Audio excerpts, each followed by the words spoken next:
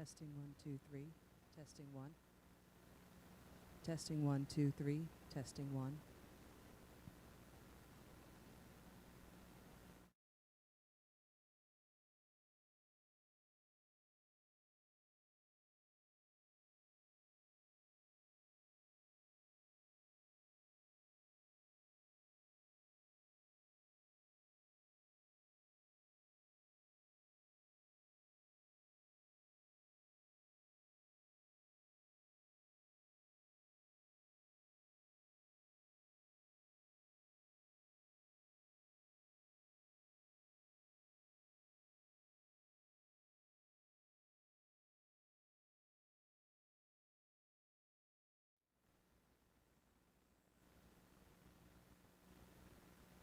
Testing 1, 2, 3. Testing 1, 2, 3, 4, 5.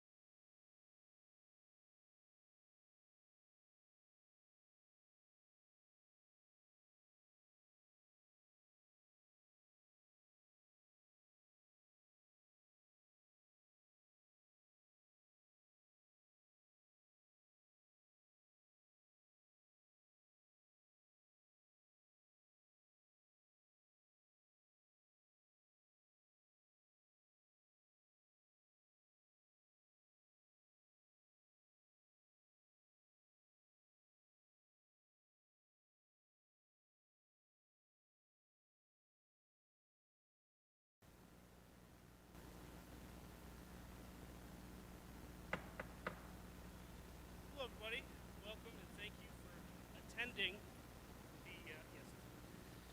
the January 29th, 2024 board meeting. At this moment, Carrie, can you please call the roll? Mr. Baden? Mrs. Hopkemeyer? Here. Ms. McKnight? Here. Mr. Miller? Here. Mr. Stamm? All right. Can we all stand for the Pledge of Allegiance?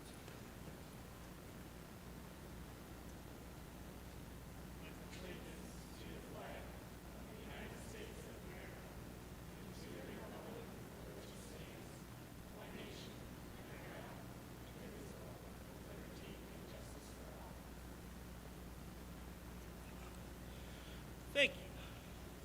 All right. Number 2 on our agenda is to approve and sign the Board of Education minutes. If there is no questions or anything like that from the minutes. Yeah, yes. Yeah, pass the mic down.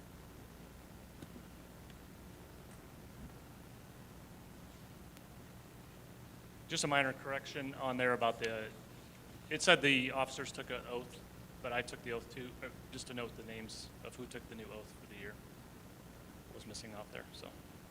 We can make that change.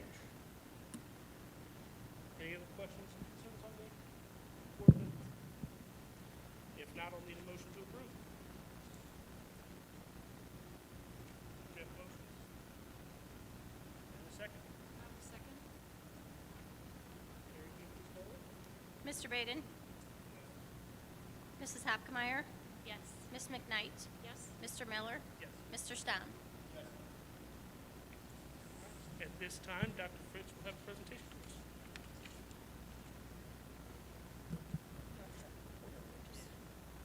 Thank you.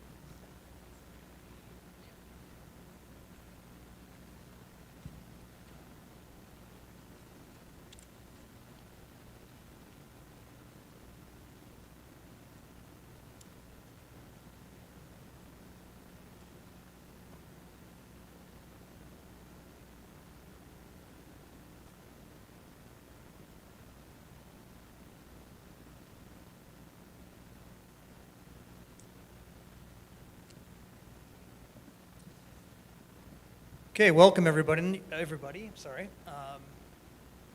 will try not to yell into this because I'm normally a loudspeaker. Thank you for being here. Ultimately tonight, we are tasked with presenting to the community a plan and discussing that plan as it relates to, I think, the quality of the services that we're going to provide in the future to our students, to our parents, and our community.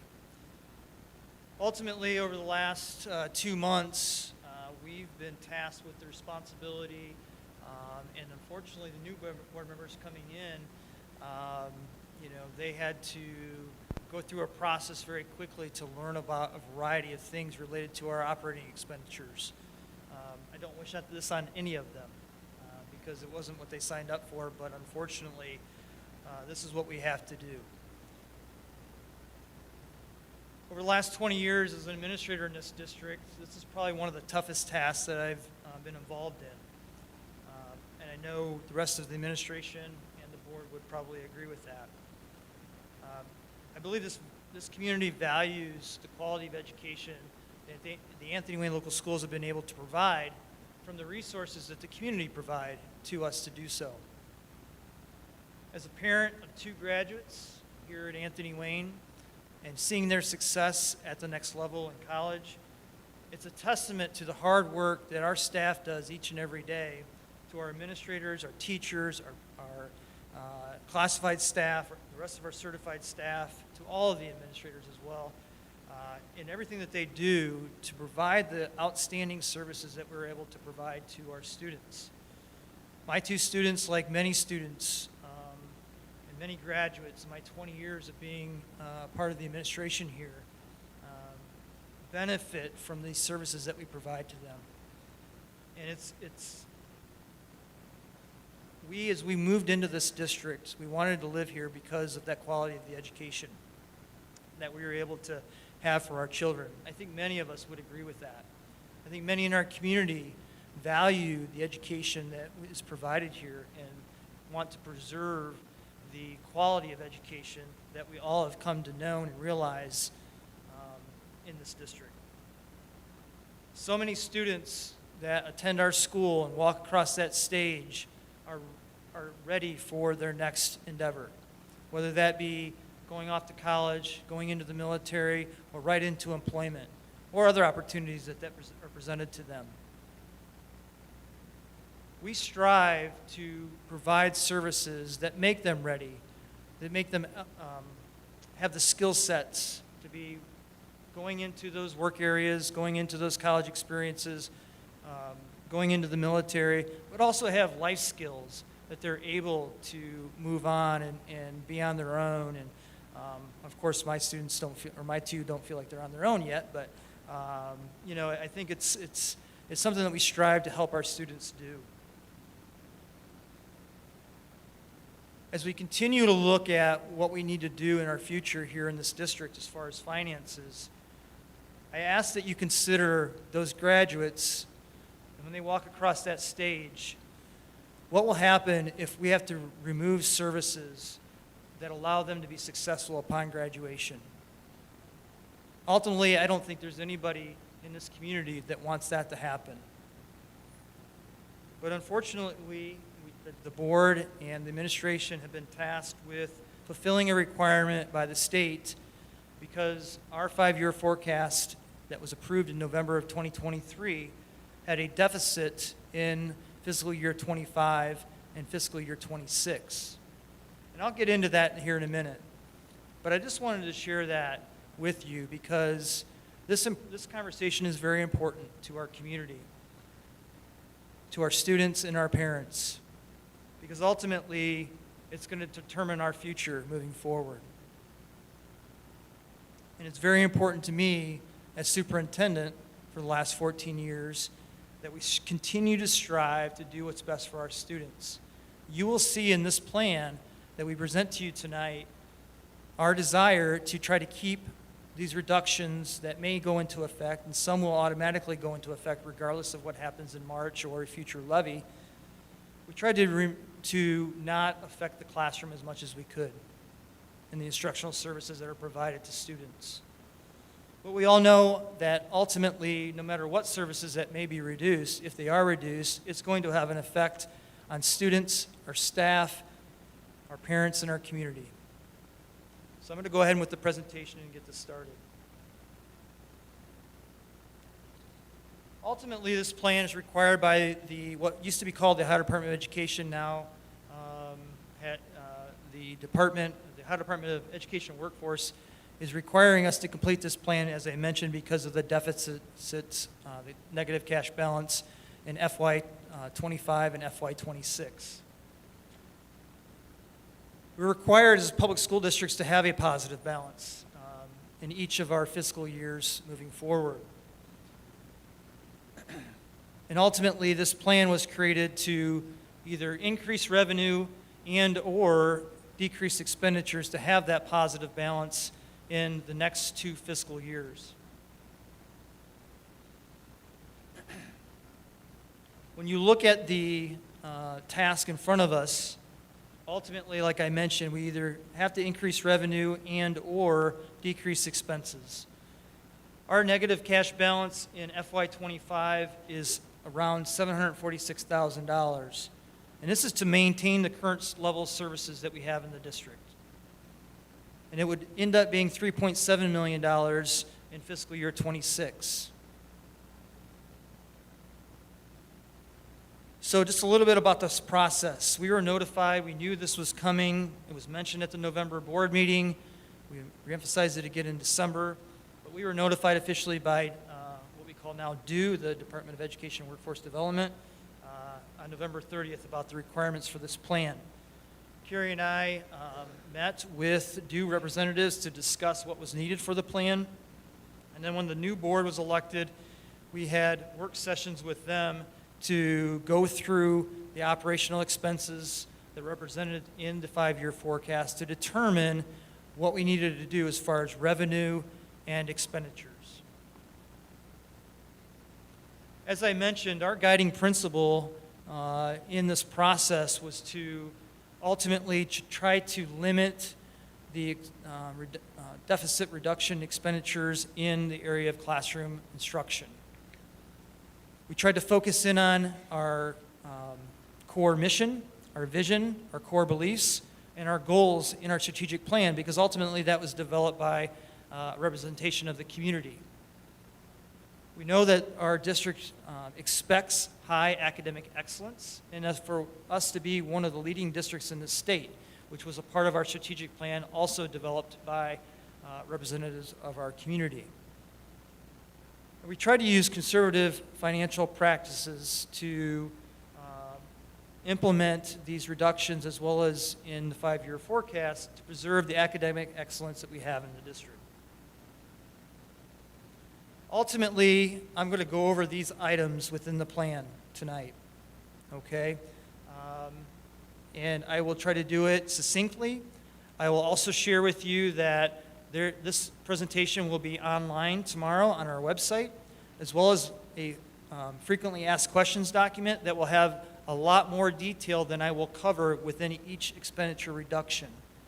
So you'll see something, you may have questions about it. I ask that you look at that frequently asked questions document tomorrow that'll be available on our website. It may answer your questions, and if you don't have answers to your questions, you can always contact us, and I'll give you that contact information at the end of the meeting, at the end of the presentation. I'm going to start off by talking about these operating expenses and what this means as far as overall expenses for the district, how that compares to state averages, along with the operating expenses per pupil. And ultimately, we're a service organization that provides services not only to our students, to our parents, but also our community. And so when you look at operating expenditures and you see that roughly 84% of our expenditures are in personnel, that makes sense for a service organization, okay? And it makes sense in the sense of when you look at other districts across the state, you see the averages there. But you also, when you look at area districts, you would see similar numbers, okay? The other parts of the operating expenditures that go into our overall operating budget deal with purchase services, supplies and materials, and then there's a small amount of other expenses that are related to that overall operating expense. Our operating expenditures per pupil for this last school year, so when we look at FY23, we're talking about last year because we're still in this year, right? So these are hard numbers that come from the Department of Education and Workforce through the CUP report that you can find on their website. And ultimately, you see that our expenditure last year was $13,527 compared to the state average. That's roughly about $200 or $2,000 more at $15,427. Where does that compare us across this area to similar districts? Well, when you look at our total and the state average, you see that we're just above Sylvania as having the second lowest operating expense of area districts. So when you look at all of our operating expenses to do what we do to provide this level of education, and the quality that we're seeing in our data and so forth, this data shows you that we're doing a very good job with the operating expenses, as well as to provide that the results that we do for our community, but also within our students and their success. I also want to mention this item because this is a part of the operating expenses, okay? And it's become a question that we're hearing a lot about as far as administrative positions in the district. You know, and I'll talk about survey data that we had from the fall a little bit later. And it's one of the things that comes up is that, well, you need to cut administrators. We need to reduce this deficit by cutting administrators. You see in this data from the CUP report that our administrative cost as part of the operating expenses is $1,599 per pupil. That's significantly low compared to the state average, and we're the lowest in this area. I will also mention to you, too, that when I came into this district back in the early 2000s, we actually had more administrators at that time than we do today. So when we look at the number of administrator positions in the district, we're doing well compared to not only the area but to the state as far as the expenses that are a part of the operating expense for this district. The funding per pupil. So we're talking about the actual dollars that are flowing in as far as revenue for operating per student. And you see that we get $13,397 in funding for each student. And you see that in the district here, there is a significantly more of local funding than on the state average. And that's due to the fact that the Anthony Wayne Local Schools, according to the state of Ohio, are a high wealth property district. Out of the 612 public schools, we're roughly around 554th on that list. So we're close to the top as far as property value in our district. And thus, we are required by the state, because they provide less funding to us, the federal government provides less funding to us, and we're ultimately then required to raise additional funds, typically through local funding.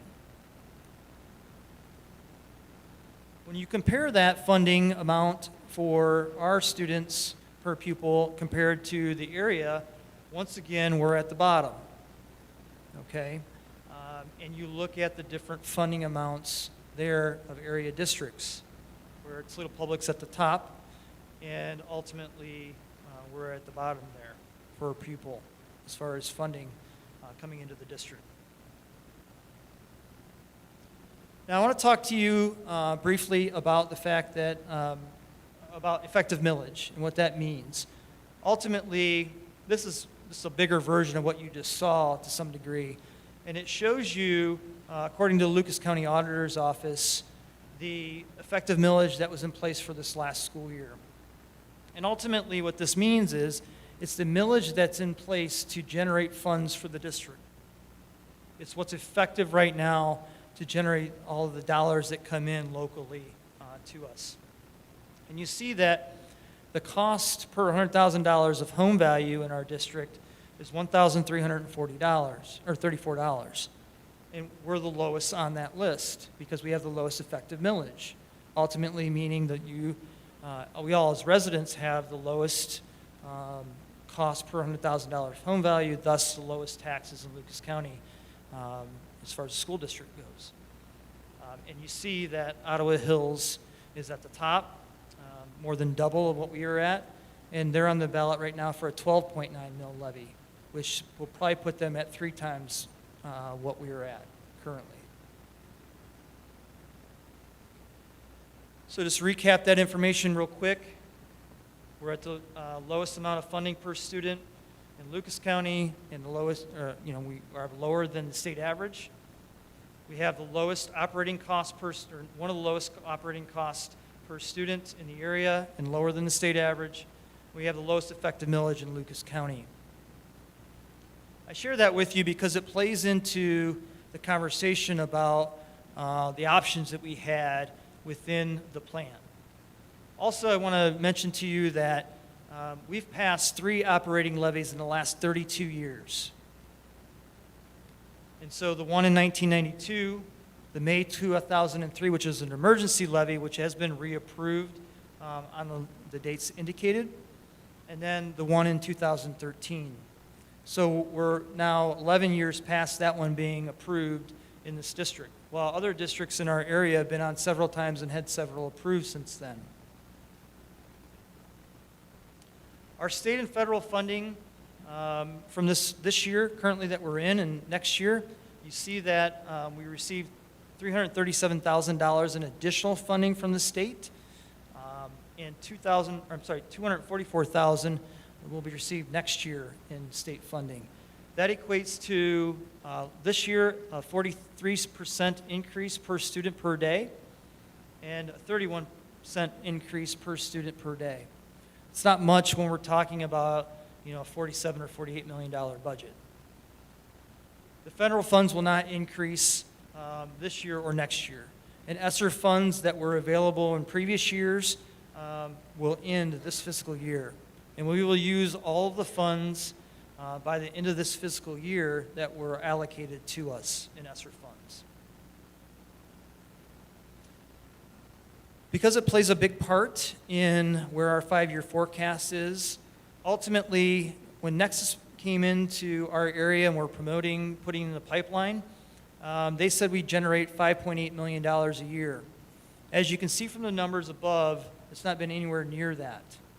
And ultimately, right now, we're in a situation where we're reliant on county auditors because they're the only ones, along with the state, to have the ability to pressure legally Nexus into paying their full amount for the taxes that are owed to the school district.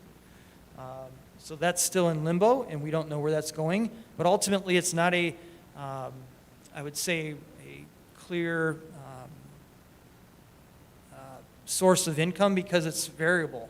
We just don't know where it's going to be, and you can see the variability that we've seen in the past few years. Ultimately, we knew that the mall was going to be an issue coming up because of the agreement that was signed before any of us were working in the district. That was back in the early 2000s.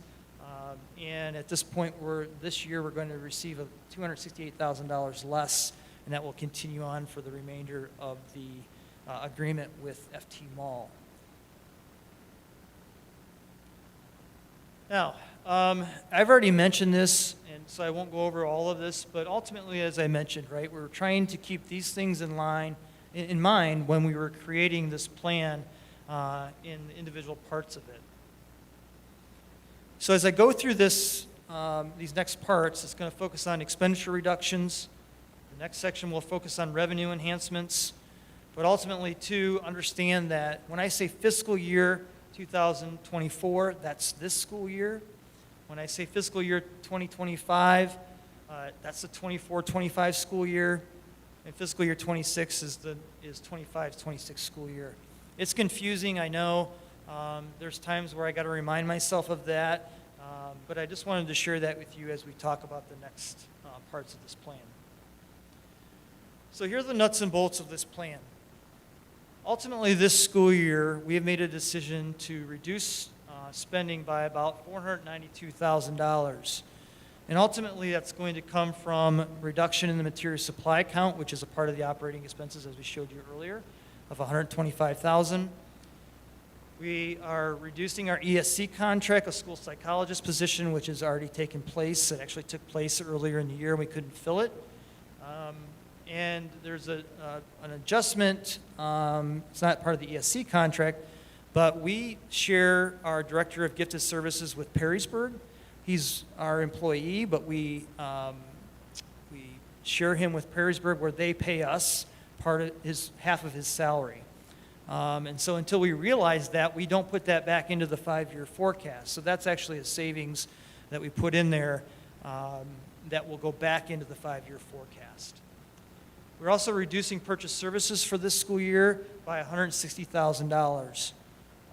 And then we also received word about a week and a half ago that the state reimbursed the ESC for the gifted teachers that we used through them, an additional $57,500, so that is actually a reduction in our expenditures as well.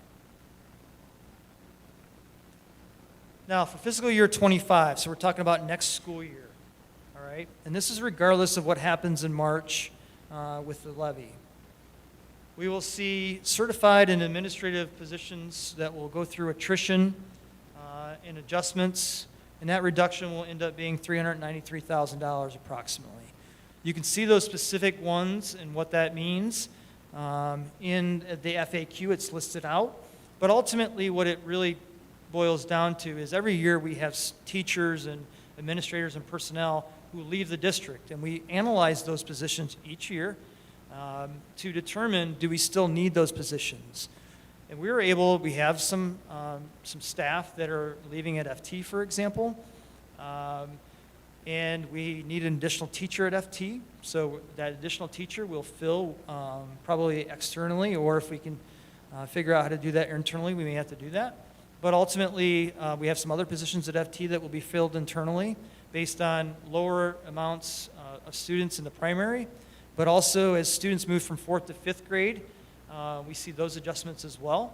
We have an open position at the high school and a guidance counselor position, which we'll fill. We have an open position at Monclova in music that we'll fill. And part of this is also our director of transportation is retiring, and we're moving an internal person into that position. So there's a little bit of movement there, but ultimately, as we do all of that, it ends up being a savings of $393,000 approximately. And there's also a position at the high school in German that will not be filled, and we'll have other personnel teach the German kids that are still in those classes. Also, administrative positions. This will happen regardless of the levy, and that we have positions that will not be filled, and that'll total $153,516 in reductions in administrative personnel.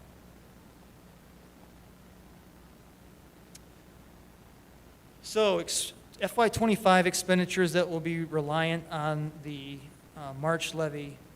So if the March levy were not to be approved by the voters, this is what would take place. Material supply account would be reduced $125,000. Purchase services would be reduced by $160,000.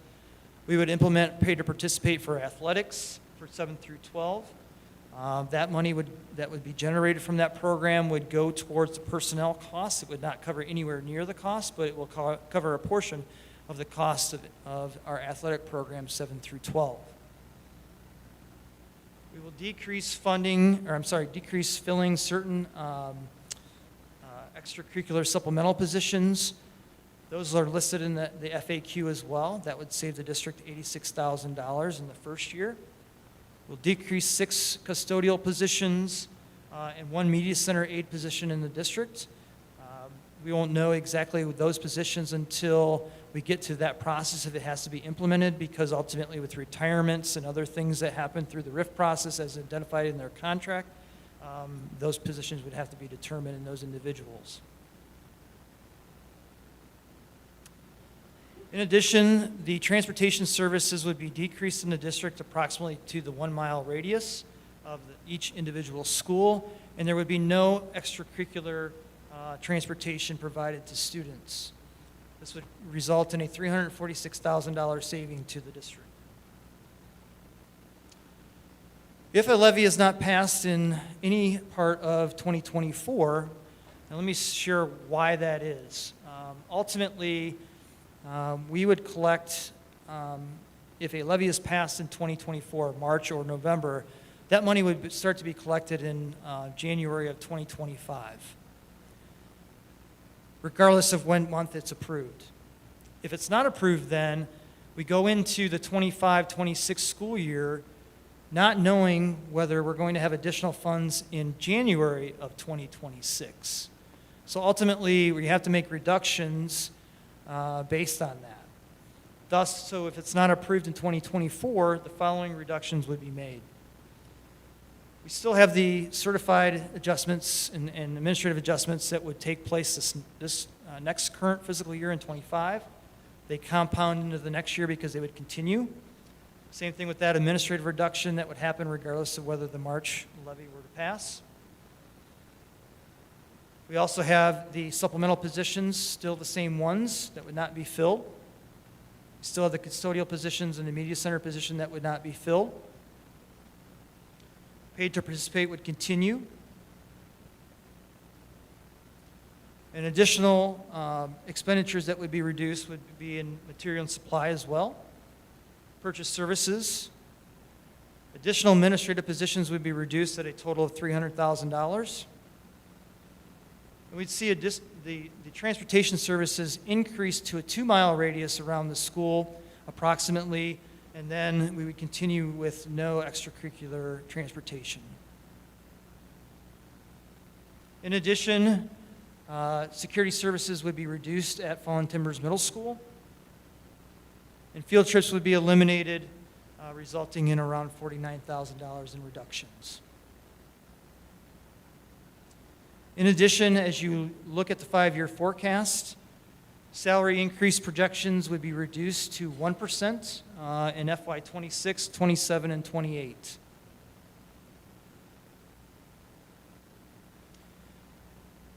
So that's the nuts and bolts of the plan. Now, outside of that, understand too, if we have to reduce expenditures because we don't know what we don't know.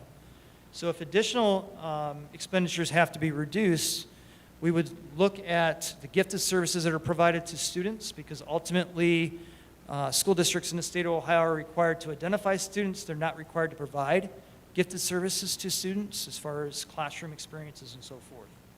In addition, we would also look at intervention services that are provided to students and determine what we would need to do moving forward to reduce expenditures.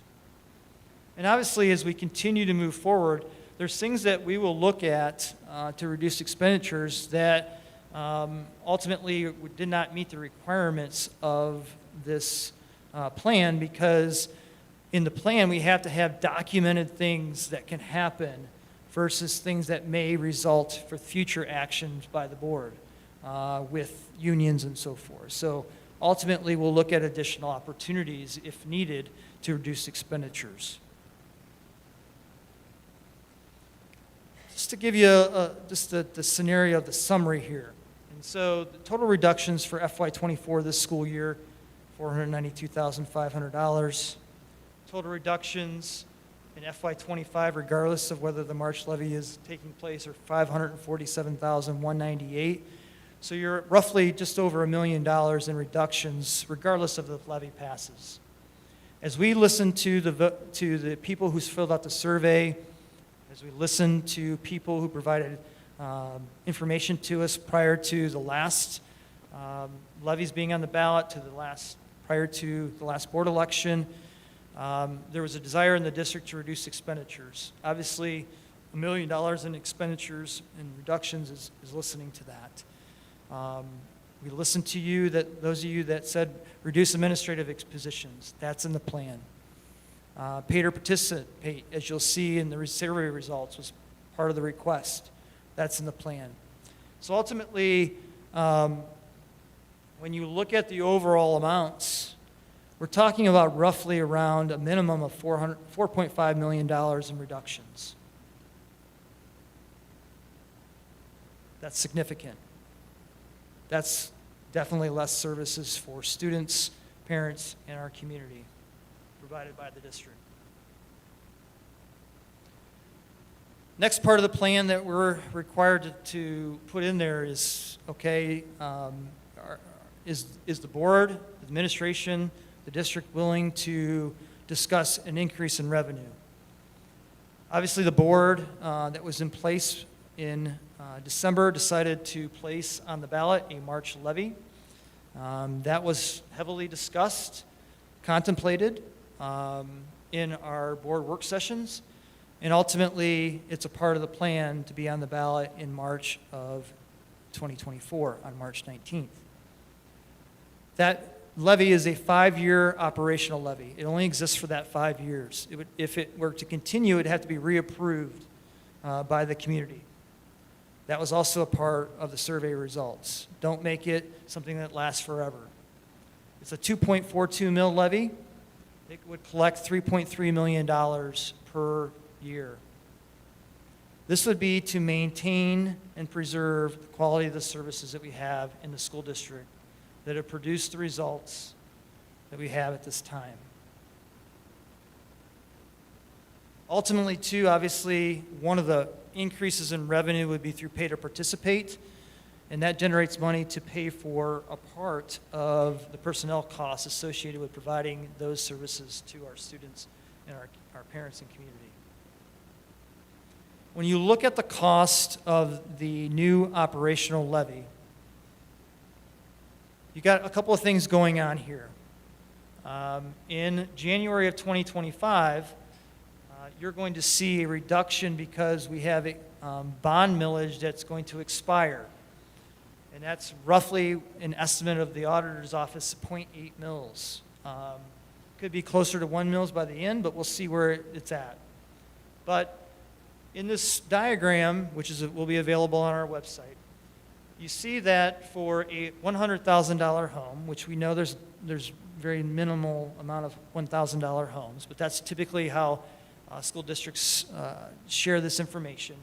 You see that overall, after the expiring millage is removed in January 25, the net increase would be $56.70 per year, $4.73 per month. Ultimately, for a $500,000 home at the max on this list, you're talking about $283.50 increase per year, or $23.63 per month. The average home, which is around $300,000 in our district, you're at $170 and 10 cents, and you're at $14.18 per month.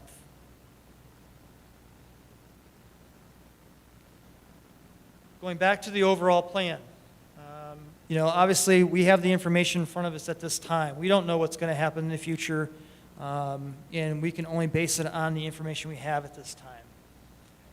We will do an update to the 5-year forecast in May, as required by the state. It's required to every district in the state to do that. And ultimately, we will know more about the March levy, whether that's in place, and then know, moving into the late spring and early summer, the implementation of this plan. None of us on the board or the administration want to implement this plan. We know that reducing services to our students, to our parents, our community, the effect it will have on our staff, the effect it will have on potential employment of personnel, the effect it'll have on our school culture, our climate in this district, is going, it's a tremendous effect. But ultimately, we're charged with the responsibility because the revenue is not where the expenditures are, to make adjustments in expenditures, to have a cash balance that's positive in FY25 and FY26. We don't take this lightly at all. We take it very seriously. We value everything that we do for our students, our parents, and our community, and we want to maintain that. And we're hopeful as we move forward that we're going to be able to do that. As I mentioned, this presentation will be placed on our Anthony Wayne Local Schools website. We also have a frequently asked questions document that we'll place on there as well. You can send questions to us that develop. If you go to that FAQ, you don't see that answered, or you just have a question, you can feel free to send it to us at planning@anthonywayneschools.org. You can call us. We can talk to you on the phone and answer your questions. There's going to be probably a lot of debate about this. I just hope that we as a community can keep in mind that we're talking about services for students and what we can do to help them be prepared for their future. Ultimately, as we have these discussions and we continue on to March and beyond, our focus is going to be on trying to do what we can each and every day for our students, and also trying to answer questions for our community so they can make the decisions that they need to make for themselves in this community. That's all I have at this time. This is part of the presentation.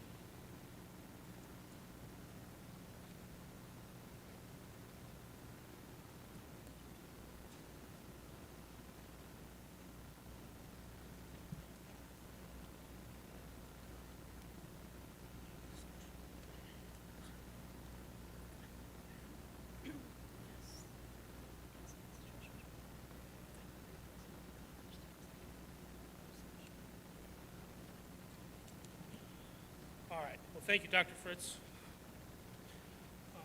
Before we move on to the next one, I just want to reiterate, I don't know if I'm the only graduate from Anthony Wayne, seeing a lot of teachers and things like that. I certainly enjoyed my time here, learned a whole heck of a lot, found my wife here. She graduated from here. It's been nothing but excellent, so we want to do everything we can to maintain those services. So we'll continue that debate here in a moment. We're going to go and move on to our third issue here of our treasurer's report. Carrie?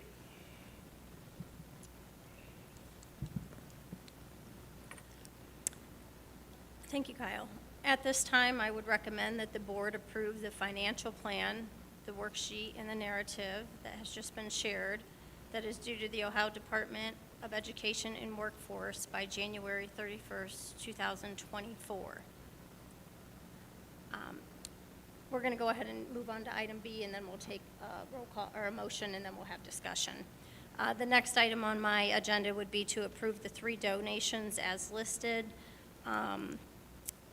One from MAPS to Monclova Primary, one from Mr. Dudas for his levy campaign proceeds, and then one from the WPA, Waterville Parents Association, to Waterville Primary. So at this time, if I could get a motion, and then we will have discussion.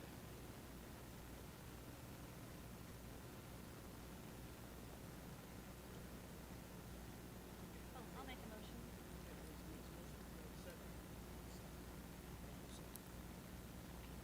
Lindsay and Mike. Mr. Baden? Oop, wait, I'm sorry. I lied. That's okay. Thank you. Yeah, we can open it up to discussion for the board and any thoughts, concerns, questions of that nature. Like I said, basing off of what I just had stated,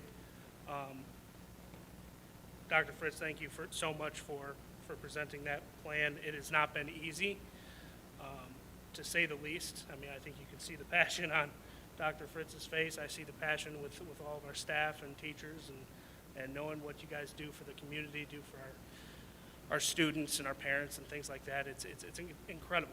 It really, I know you guys feel unappreciated, but know that the 5 members up here, including the members over here, that it's been long discussed, it's been long thought out, painful.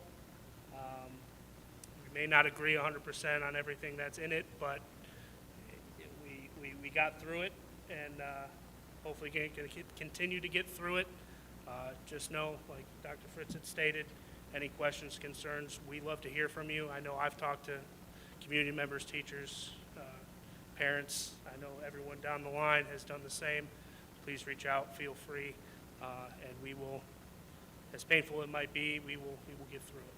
So, anybody else have any discussion or any topic? No?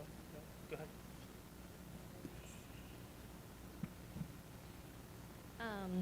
Yeah, this has been quite the pool to jump into with the budget and whatnot, and none of us take it lightly. But I know I speak personally. I really struggled because I was serious when I ran for the community on one of the platforms of fiscal responsibility. So it's been a back and forth for me. It's hard because it feels like such a short amount of time that we have to prove to the community that we really are trying to be fiscally minded as we move forward. And ultimately, I met with quite a few people, but ultimately what really drove my decision, 2 things, I guess. Several of the board members said, really should put it in the hands of the community members, see what they're willing to do for the community, and give them an opportunity to make that decision. But also meeting with the teachers, and I am not going to tear up because I'm totally one that will tear up, but they are what make this district so amazing. And to meet with them and hear their concerns was really what pushed me over the edge. They make it's just such an incredible district, and I just really pray that anyone out there that's here tonight, that's listening online, that hears this later, if you have questions, please come and ask any of us, because we're more than willing to answer your questions. We'd much rather you ask us than assume things or take for face value what you see on social media. So a lot of thought has gone into it. It isn't just oh no, we need more money, we'll just ask you. There's been a lot of thought that went through it, and just give us that opportunity to really clarify things if needed. Good evening. First of all, thank you all for coming. The fact that so many have showed up here tonight shows your interest in such a strong community. I would urge all of you to take a really impartial, objective look at the board and what it's done to reduce expenses, combine services, and come up with what we feel are the best options for Anthony Wayne's financial situation right now. Special thanks have to go out to Dr. Fritz and our treasurer, Carrie Johnson, for the painstaking, detailed efforts that they made for so much time to come up with the required budgets for our state. I pledged when I ran, and I'll pledge it to you now again, I will work to prevent any spending cuts that impact direct instruction. And as your public servant, I will continue to support teachers and students above all else. Not one of us on the board, as Dr. Fritz explained, wants any of these cuts. But the reality is this: there are only so many marbles in our jar. State and federal funds are decreasing, while our everyday expenses are going up. Once those marbles are gone, that's it. We need to generate more marbles. I would ask that you please educate yourself as to what this district is facing. Study the factual information, please. Ask real, valid sources, and avoid the gossip. Continue to support Anthony Wayne and its excellence and our children's futures, our positive children's futures, by voting for this very necessary levy in March. Thank you.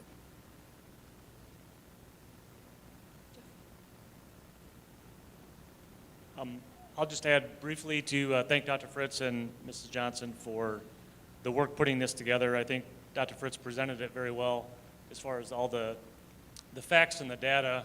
And I would just ask you guys to help get the information out there to the public and to dispel the rumors and the gossip and that kind of stuff that just, when someone puts it on social media that, oh, I heard we have all these extra this or that or whatever, to point them in the right direction to the facts, the website. We've got frequently asked questions that keep getting updated that actually, you know, we've got a great story to tell, great metrics, you know, the lowest cost of all these different items and the highest quality and the ratings that we get. I mean, we have a really good story, and we have data and factual data that's really easy to get. It's like we're not making this up. It's all published through the state. So, you know, look at the real information and, you know, to help make that judgment. So thank you for your support. And I echo a lot of their comments. I don't want to say the same things, but I do want to very much tell the community members that are watching online and that are here, the educators that are here, thank you guys. This is your guys' school, and we're here trying to do what everyone wants us to do. So that's what we worked hard to make this plan for. Continue to talk to us and let us know what your needs are. Thanks. All right. Well, with that, no more discussion. Carrie, can you please call roll? Mr. Baden? Mrs. Hopkemeyer? Yes. Ms. McKnight? Yes. Mr. Miller? Mr. Stamm? Thank you. All right, thank you, Carrie. And then with that, we'll go on to item number 4 of superintendent's educational reports. Oh, yeah, this way. Sorry. Just give me a minute for I can transition to this presentation. Thank you.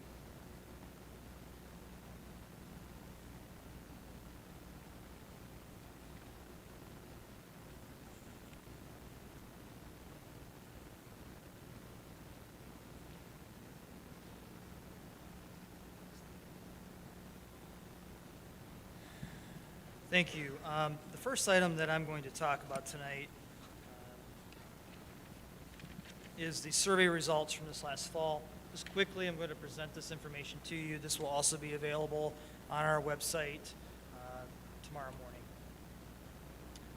So as we look at who really filled out this survey, obviously a majority of our respondents were parents and guardians of the district, with a little bit of variability in the other categories.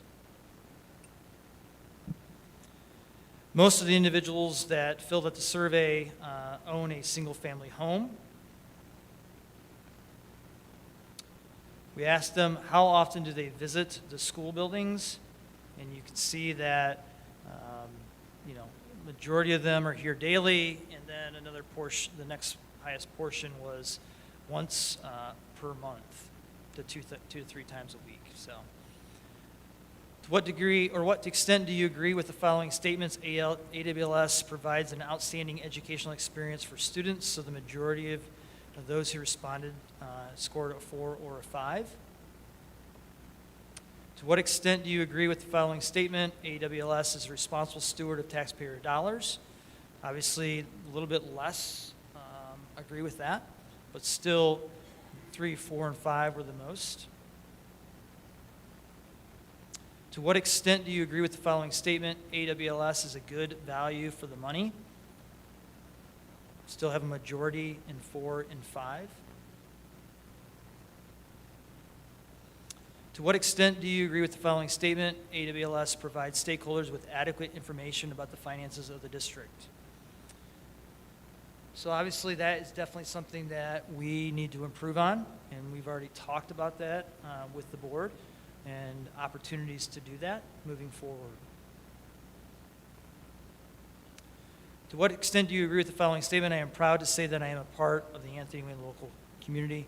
We know this, right? We know there's a lot of pride in our school district, about the district, and everything that we do for our students. Where did you first learn about the district's request for the bond issue or operating levy? The website, probably because we directed a lot of people there. Social media, the good and the bad of that. Friends, family, or word of mouth. Where did you seek information about the bond issue and operational levy? Obviously, the website is the most popular, and you can see the variability in the rest of the choices.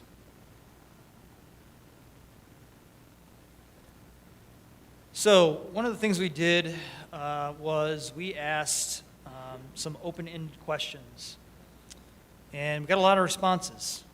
So what we tried to do basically is look at the most common categories of responses, and so you're going to see some of that coming forward here.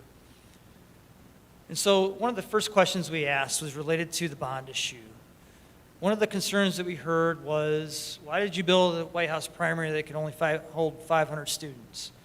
Well, for those of you that may have been in attendance in the community meetings that we had back in 2015, 2016, what we heard from the community at that time was, we want the elementary buildings or the primary buildings to stay around 500 students.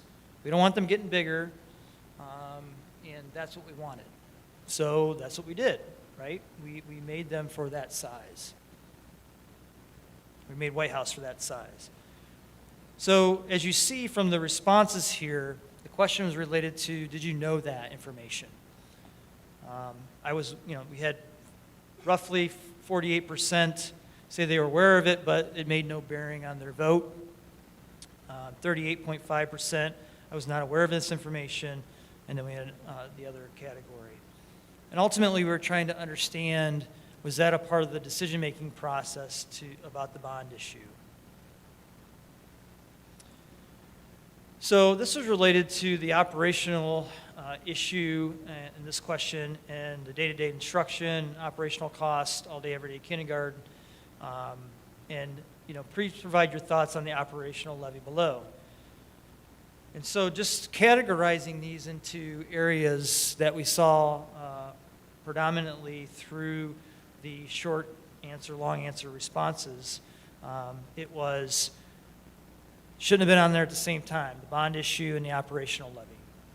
Lack of financial transparency. Lack of communication about what would happen if the levy did not pass. I voted for or I voted against the levy were common statements in there. The timing was not right with other issues on the ballot, such as the Village of White House and other tax increase potentials.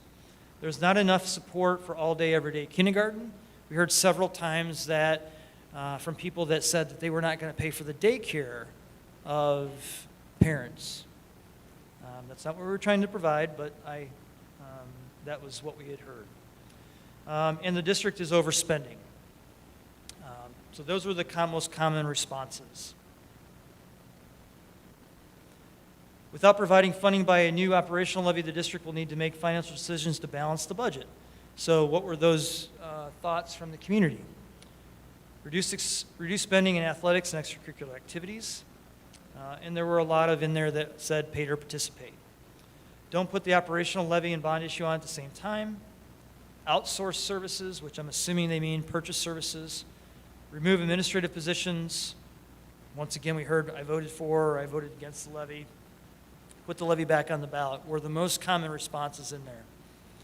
And ultimately, what we tried to do is take some of this information, and we used all of it in making our decisions within the expenditure reductions and the revenue option in the plan. And I think you see some of these in there if you listen to the presentation. The next question was about the bond issue, and ultimately, what were their ideas on the bond issue? It was too much as far as the amount, too long of a time period, being for 37 years of time, which is what's normal for a bond issue, but I understand, that maybe your typical mortgage is either 30 years or 15 for that period of time. I voted no because there was too many athletic improvements versus educational improvements. I voted in support of the renovations and facility improvements. The district needed to be more financially transparent, and when you put those two things on at the same time, you're asking for too much money. So those are the common things that we heard during that time, or for that question. We wanted to mention that to you, so you had information related to what we were hearing as a result of the survey. And that did play a part in the financial plan that we put together. Obviously, you see that in that plan there are reductions that are regardless of what happens with the March levy. And there's also things in there that are dependent on whether the levy passes in March or whether it passes in November, if it's on the ballot at that time. But we did listen to the feedback. We did listen to, I think, feedback that you all had all received during the campaign, and that we had received in the district from our stakeholders. So that, like I said, will be on our website tomorrow morning. If you have any questions about that information, feel free also to let us know, and we can answer those questions for you. So that concludes that presentation.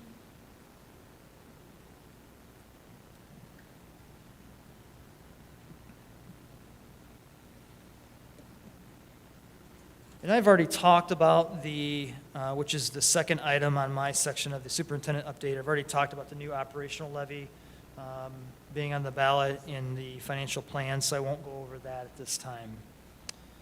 So the next item on this part is the overnight trips. These two trips are for students that are Penna programs, and Penna will be paying those costs for those trips. It's not district-funded trips for those students. And then the next item, next item are the educational reports and recommendations.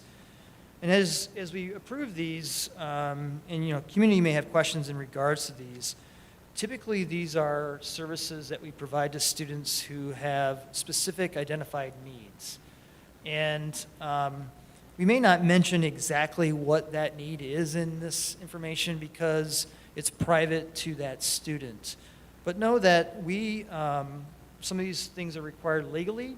Some of these things we do because as we analyze cost and work with the parents, it may be cheaper, for example, for a parent to transport a student than it is for us to hire an agency to transport that student because of their individual needs. We may not be able to do that through a bus situation. And so those are some of the common things that you may see in there, or services that we're providing to students that are not attending one of our school buildings, that they may need to go to an alternative educational institution to have services provided to them. And some of those that we pay for directly, and some of those are paid for by other school districts where they're actually the resident district for that student. But they may be in our district for a short period of time with a family that's helping them at that time. So as you look at 1 through 5, those are common elements in what I'm asking the board to approve at this time. So I'd ask the board to approve A through C at this time in one motion unless you have questions. Not any motion approved? In a second. Thank you. Please call roll. Mr. Baden? Mrs. Hapkemeyer? Yes. Ms. McKnight? Yes. Mr. Miller? Mr. Stamm?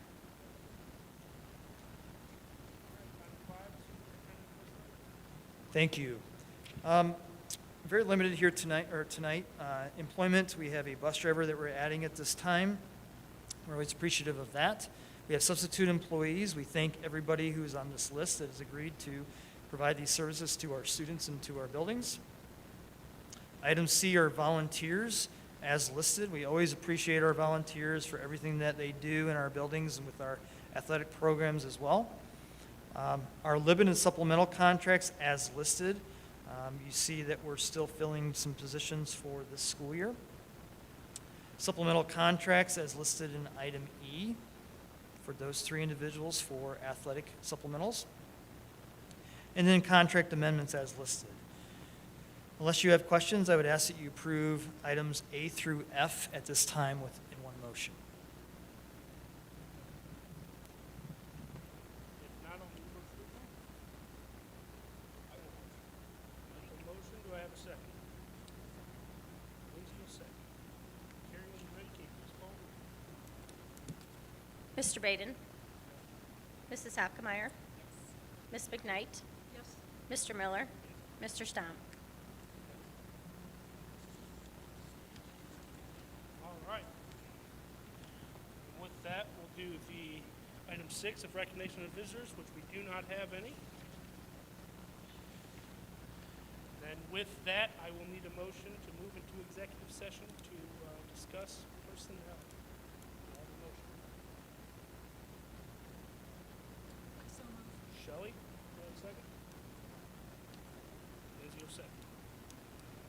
Carrie, can you please call roll? Mr. Baden? Mrs. Hapkemeyer? Yes.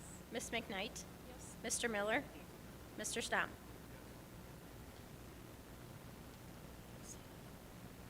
All right, with that, there is no further action when we come out of executive session, so you're free to stay if you'd like. If not, feel free to go get something to eat. Thank you guys so much for coming.